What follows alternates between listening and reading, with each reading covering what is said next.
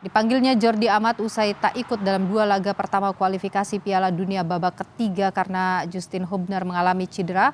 Bek asal Wolverhampton tersebut tak bisa bergabung baik melawan Bahrain tanggal 10 Oktober maupun lawan Tiongkok pada 15 Oktober 2024. Di akun Instagram pribadinya, Hubner menyampaikan dirinya tak bisa bermain melawan Bahrain dan Tiongkok karena mengalami cedera.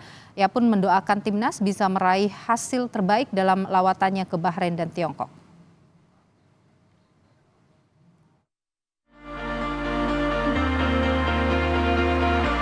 Jelang lawan Bahrain dan Tiongkok di lanjutan kualifikasi Piala Dunia 2026 zona Asia, pelatih timnas Indonesia Shin Tae-yong memanggil 27 pemain untuk bergabung bersama timnas. Dari 27 nama yang dipanggil STY, ada 2 nama baru, yakni Mace Hilgers dan Eliano Reinders yang baru saja mengucap sumpah sebagai WNI di Belgia. Dalam akun Instagramnya, PSSI mengunggah momen Mace Hilgers dan Eliano Reinders mengenakan jersey Indonesia. Dalam akun Instagram pribadinya, Eliano menulis pertama kalinya dipanggil ke dalam skuad timnas Indonesia. Saya bangga dan tidak sabar memakai jersey timnas Indonesia. Kedua pemain ini sudah bisa bergabung bersama skuad Garuda usai menjalani sumpah setia sebagai WNI. Pak Erik, I'm ready for Indonesia. I'm proud to play for the country and I'm happy to be here. Thank you. Hello Indonesia, I'm ready to join the national team. I can't wait. See you later and I love Indonesia. Nama Mace Hilgers dan Eliano sebelumnya memang telah resmi diumumkan PSSI sebagai bagian skuad timnas Indonesia untuk lanjutan kualifikasi Piala Dunia 2026 untuk menghadapi Bahrain dan Tiongkok. Timnas prediksi formasi 3-4-3 untuk penjaga gawang Martin Paes dipastikan akan jadi pilihan utama dengan 3 benteng Jai Ijaz, Rizky Ridho, dan Mace. Menyisir bagian bek sayap ada Verdong dan Sandy Walsh. Di tengah ada Tom Haye yang di-backup Ivar Jenner. Lini depan ada nama Ragnar yang akan bergerak dari kiri dan Eliano dari bagian kanan untuk menopang penyerang strike. Pemain Liga 1 yang dipanggil Shin Tae-yong akan berkumpul pada hari Sabtu 5 Oktober untuk persiapan terbang menuju Bahrain. Sementara, pemain yang bermain di luar negeri akan langsung menuju Bahrain untuk bergabung di pemusatan latihan pada Minggu 6 Oktober 2024. Tim Liputan, Kompas TV.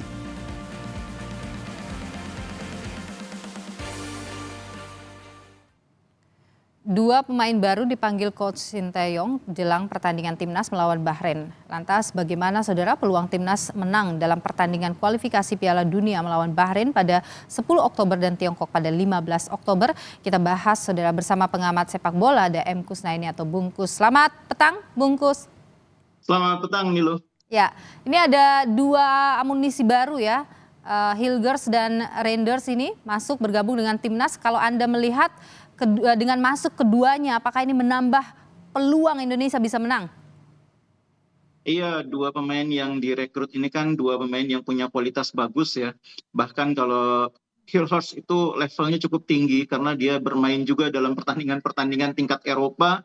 Terakhir bahkan bersama Twente menghadapi Manchester United ya. Ini artinya pemain yang kualitasnya sudah teruji di level internasional. Eliano mungkin lebih sedikit pengalamannya, lebih banyak di kompetisi domestik. Tapi untuk ukuran sepak bola Indonesia saya pikir kualitas Eliano juga sangat baik. Nah cuma memang karena ini pertandingan pertama, pertandingan debut bagi mereka. Tentu kita tidak boleh juga memberikan ekspektasi yang terlalu tinggi ya. Kita harus memberi kesempatan mereka beradaptasi dulu. Bahkan kalau dugaan saya tidak mustahil Coach Shin Tae-yong tidak akan langsung memainkan mereka sebagai starter. Jadi jangan diharapkan begitu bergabung langsung starter, itu agak sulit biasanya. Shin Tae-yong mungkin akan bertahan dengan formasi awal yang sudah dia ketahui kualitasnya, kemampuannya, sudah punya chemistry juga, jalinan kerjasama juga. Dan itu akan membuat Hilgers maupun Eliano menunggu dulu kesempatan sebelum diberi kesempatan main. Itu tidak mustahil. Meskipun tidak mustahil juga Shin Tae-yong memainkan mereka sejak awal. Tapi kalau misalnya kita melihat pemain-pemain dari Bahrain yang terdekat yang akan kita lawan itu seperti apa sih kekuatan mereka versus kekuatan kita? Iya, kalau kita lihat mereka ada di peringkat ke-70-an dunia ya, itu artinya tim ini tim yang kualitasnya masih di atas Indonesia. Beberapa pemainnya juga meskipun sebagian besar bermain di kompetisi lokal ya, tapi rata-rata punya kemampuan bermain yang cukup baik karena termasuk rutin bermain di kompetisi antar klub Asia. Bahkan ada satu pemainnya yang kalau dibawa serta mungkin bisa menjadi ancaman karena kenal sepak bola Indonesia ya, ada Helal yang pernah bermain di Persija, yang sekarang bermain di Bohemia. Dan kalau Helal bermain ini juga harus diwaspadai karena kita sudah tahu kualitas dia ketika bermain untuk Persija. Kemudian kalau China peringkatnya memang di bawah Bahrain, tapi kita tahu bahwa Liga China juga kompetisinya cukup kompetitif ya untuk level Asia termasuk cukup tinggi kualitasnya dan karena itu pemain-pemain China sudah terbiasa berhadapan dengan pemain-pemain yang cukup tinggi juga kualitasnya dan itu tentunya menjadi sesuatu yang tidak mudah juga untuk kita atasi. Oke, tapi Bungkus gini, kita lihat ya pemain kita selain ada 2 tadi tambahan amunisi baru, tapi Anda menyatakan mungkin tidak akan langsung turun. Kita lihat lagi ada Martin Paes yang saat ini sedang mengalami cedera ringan. Meskipun kalau kita lihat sepertinya kita optimis sekali bahwa Martin Paes akan bisa begitu bertanding. Tapi kira-kira kalaupun tidak, siapa ini yang bisa menggantikan ia yang kemudian bisa mengimbangi nanti mungkin ya membuat kita tidak kebobolan juga dengan Bahrain? Iya, kalau kiper itu pelatih biasanya sangat hati-hati ya, sangat konservatif. Sebelum Martin Paes bergabung kan Hernando selalu menjadi pilihan utama. Jadi kalau misalnya Martin Paes tidak bisa bermain, sangat mungkin Hernando kembali mendapat kepercayaan ya. Meskipun memang di kompetisi domestik sekarang Nadio juga cukup bagus performanya. Tapi kalau kiper itu memang biasanya pelatih soal kepercayaan ya, dan itu yang kadang-kadang membuat pelatih itu jarang mengganti kiper. Jadi kalau Hernando tidak dalam kondisi yang cedera atau mengalami masalah, saya pikir dialah alternatif pengganti Martin Paes. Tapi saya masih optimis Martin Paes itu bisa main karena statusnya kan hanya cedera ringan ya. Ini saya pikir kita harus menunggu sampai tanggal 7 karena tanggal 7 ini klubnya FC Dallas masih akan bermain.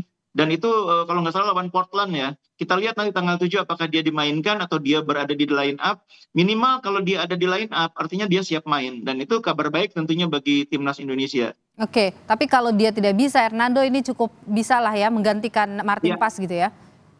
Oke, kalau tadi Anda menyebut mungkin Sinteyong tidak akan masih akan tidak memasukkan ini 2 pemain baru. Kira-kira kalau dari sisi strategi, Sinteyong ini akan memainkan hal yang baru tidak melawan Bahrain ini? Mungkin masih akan dengan konsep yang sama ya, formasi 3-4-3 memanfaatkan kecepatan wing-wingnya ya, entah itu di kiri ada Calvin Verdong, kemudian di kanan ada Sandy Walsh atau Asnawi. Tidak mustahil juga Asnawi main sejak awal ya, karena Asnawi ini sedang bagus performa di klubnya. Pelatih selalu melihat perkembangan pemain di klub ya, dan melihat perkembangan Asnawi, saya pikir tidak mustahil kali ini dia akan mendapatkan kesempatan lebih awal dibanding Sandy, karena memang perkembangan Asnawi cukup menjanjikan. Tidak mustahil Asnawi yang akan dimainkan sejak awal, tapi di lini belakang, 3 bek tengahnya semua pemain dari luar. Misalnya Jordi Amat di tengah, Jai Ejes di kiri, atau Jai Ejes di kanan, kemudian di kiri Miss Hilhurst atau sebaliknya ya, Hilhurst yang di kanan, kemudian di sebelah kirinya Jai Ejes, di belakangnya Jordi Amat.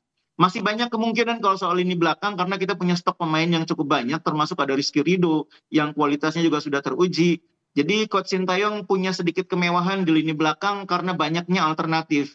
Sehingga absennya Justin Hubner ini tidak terlalu mengganggu karena pemain yang lain kualitasnya tidak kalah dari dia. Oke, kalau yang harus diwaspadai pemain dari Bahrain?